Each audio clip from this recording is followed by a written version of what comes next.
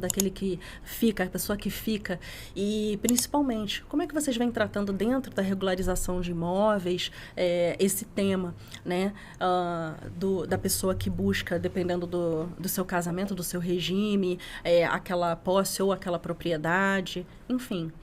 Então, essa questão quando a pessoa vem falecer, ela possui vários direitos, né?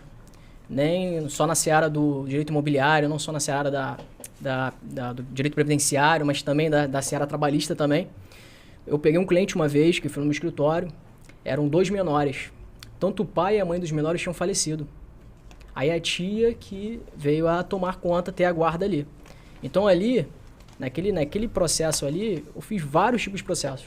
Um foi um processo trabalhista, que a pessoa, quando ela faleceu, ela ainda estava trabalhando. Então o doutor até sabe, quando a pessoa vem a falecer, quando ela está trabalhando, você também tem que pedir a rescisão, né?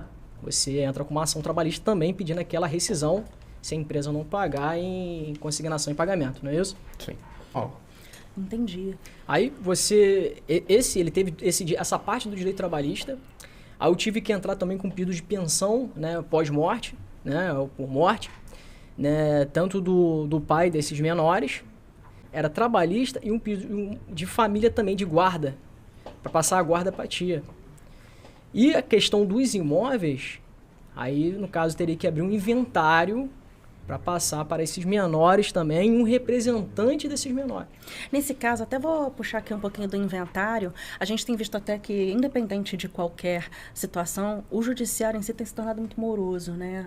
Como é que vocês veem essa questão da holding familiar para uma pessoa que tem essa condição? Você acha que...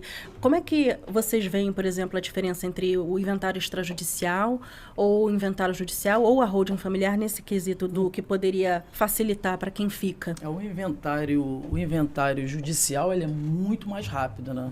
Ele é menos moroso do que no extrajudicial. No extrajudicial, a demora é bem maior. E os gastos também são maiores, né? Então, hoje eu aconselho quem for fazer, eu pelo menos, quando eu faço esse tipo de processo, eu já vou direto para o judicial, a pessoa tendo dinheiro ou não. E né? Mas do hold familiar, ele já trabalha muito nessa... Está trabalhando muito nessa área. Da hold familiar é o seguinte: você tem várias formas de regularizar o imóvel, né? Porque então, para quem tem patrimônio tem sido uma das melhores soluções, né? Não, eu vou chegar lá. Ou não. Você tem várias formas de regularizar o imóvel, certo? Então, quando o cliente ele chega no escritório, né, que atende o meu pai, e quando ele atende o cliente, ele vai ver qual é a situação do cliente, o que ele quer fazer com o imóvel dele. Se é uma questão de posse, aí eu estou falando de uso capião. Se é uma questão que o pai dele faleceu e ele quer passar essa sucessão, ou seja, essa propriedade para o nome dele, aí eu estou falando de inventário. Se é uma questão de ele comprou o imóvel, tem um contrato de compras e vendas, mas passou o prazo, ele não registrou no cartório, aí já estou falando de adjunção compulsória. Então você tem vários caminhos para você regularizar o imóvel. E essa questão da hold é como se fosse o planejamento da doutora Sim. aqui do previdenciário. Só que com relação aos Com imóveis, relação né? aos imóveis. É você planejar para o futuro, né? Eu não tenho um filho, mas dizer que eu tenho um filho, né? Eu sei que daqui é a certeza da vida de todo mundo que um dia a gente vai morrer, né? Essa é a única certeza da vida. Então eu quero planejar para o meu futuro, para o meu filho não gastar rios de dinheiro em um inventário. Aí ele abre uma hold familiar, que nada mais que é uma empresa, passar todos esses imóveis para essa empresa, que quando ele vinha a falecer, automaticamente, aqueles imóveis, tudo que está dentro daquela empresa, passa para o filho dele. Eu não preciso de fazer um processo de inventário, pagar uma pancada de tributos. Facilita bastante quando você tem muito mais multiplicidade de herdeiros, né? Mas é uma empresa diferenciada, né? É a mesma empresa que a gente abre... Pois é, essa coisa do conservadorismo até nos nossos investimentos, a gente continua tendo um perfil, por exemplo, do brasileiro nessa aquisição de patrimônio, a regularização dos imóveis, você vê isso diante do que lhe procuram, como o investidor que ainda está buscando a terra, né, como uma segurança, né, para deixar como patrimônio, ou você vê que isso tem, de repente, perdido um pouco nessa procura? Eu vejo hoje o pessoal está buscando outros tipos de investimentos. Não, eu ainda vejo que as pessoas ainda estão procurando ainda os imóveis como investimento. Agora, não mais como era antes. Antes a ideia era deixar, né? As pessoas queriam adquirir bens, já pensando em deixar para os filhos, para os netos, acumular bens. Hoje não. Hoje, pelo que eu observo lá no escritório, né, que a gente trabalha muito nessa área imobiliária, que as pessoas estão querendo investir. Em vez de você pegar um dinheiro, deixar no banco, pode ser seguro como não pode. Hoje você está dando uma taxa, amanhã você está dando outra, hoje você tem um rendimento, amanhã você tem outro, faz um investimento. Os investimentos no Brasil, eu acredito que até no mundo não são seguros. Você entra, você acaba, teve uma amiga minha esses dias, que ela na Ord, pela Ord lá de Nova Iguaçu, entrou no fundo da Ord e perdeu mais de 20% do investimento que ela fez, ela retirou o dinheiro e foi para a Caixa Econômica. Porque ela tinha que ter um planejamento e coisa que a gente nunca achava que ia dar errado e deu. Né? Ela tirou o dinheirinho dela. Então hoje eu vejo o seguinte, as pessoas estão comprando imóveis, estão investindo, já pensando em investimento mesmo, não só em guardar. É uma segurança, né, financeira.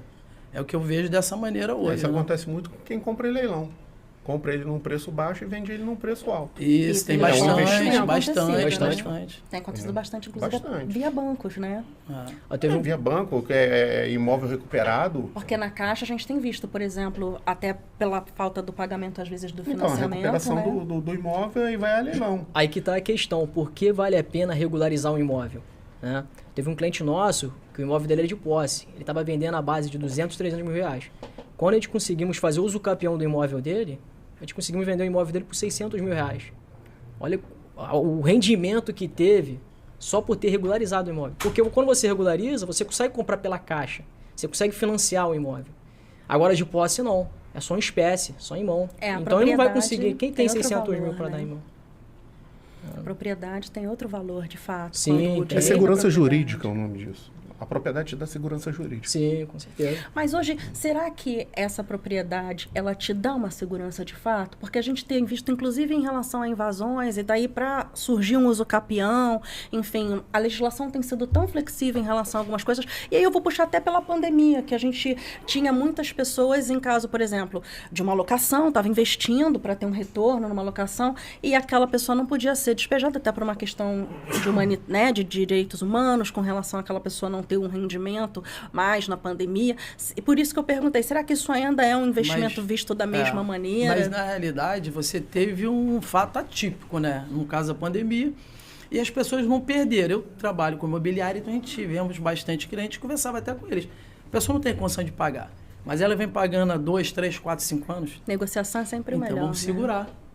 A pessoa paga quando pode. Quando voltar ao normal, volta a cobrar. E nem todos também foi assim. Isso aí foi mais um mito. Nem todo mundo teve essa... Né? Muita gente está trabalhando de home office, continua nem todo mundo. A coisa continua. Tem gente que até adotou o regime, né, remoto como um facilitador, né? E qual foi a outra pergunta mesmo? Que eu até esqueci. Eu queria saber se dentro dessa facilidade que a gente tem visto em relação segurança. à invasão, tá. ao uso capião, a pessoa fica ali e já... O que acontece nessa questão? Nessa questão, você não tem como você usucapiar um bem da noite por dia. Isso é outro mito. Para você usucapiar um bem, mesmo na zona urbana... 15 anos. No mínimo 15 anos. Quer dizer, no máximo. Até 5 anos você consegue. Pode ser pacífica, inclusive, né? Tem que ser pacífica, tem que ser uma posse mansa, tem que ser pacífica. Você tem que comprovar. Tem delimitação de metragem. No caso da zona urbana, você tem uma questão interessante, que isso serve até para as mulheres, né? As mulheres que geralmente às vezes são casadas, tá legalizada, tem até o seu bem, tem até tem até registro, é tudo perfeito, né? Mas o marido saiu de casa, deixou ela sozinha lá. Passaram-se 2, 3, 4, 5 anos. Ela mesma pode usucapiar essa propriedade. Ela pode ir lá no cartório, pode entrar, procurar um advogado, lógico, e passar esse bem para o nome dela, porque ela pode usucapiar. Ou seja, além de ele dar abandono do lar, ele deu também abandono da propriedade. Né? Então isso é legal. Agora, esse negócio que a pessoa entrou e invadiu, tudo tem prazo. Tanto na rural, e é uma tanto burocracia na urbana, para fazer. E não é fácil. Não é tão fácil igual a gente está falando aqui, não. Por isso que você tem que contratar um advogado. Vamos então contratar, e principalmente, né? Esse foi mais um bloco de Sábado é Show, doutor, vê esse podcast. E, claro, manda suas perguntas para a gente, para que a gente continue respondendo a todos vocês nesse e no próximo bloco. E eu espero que vocês voltem.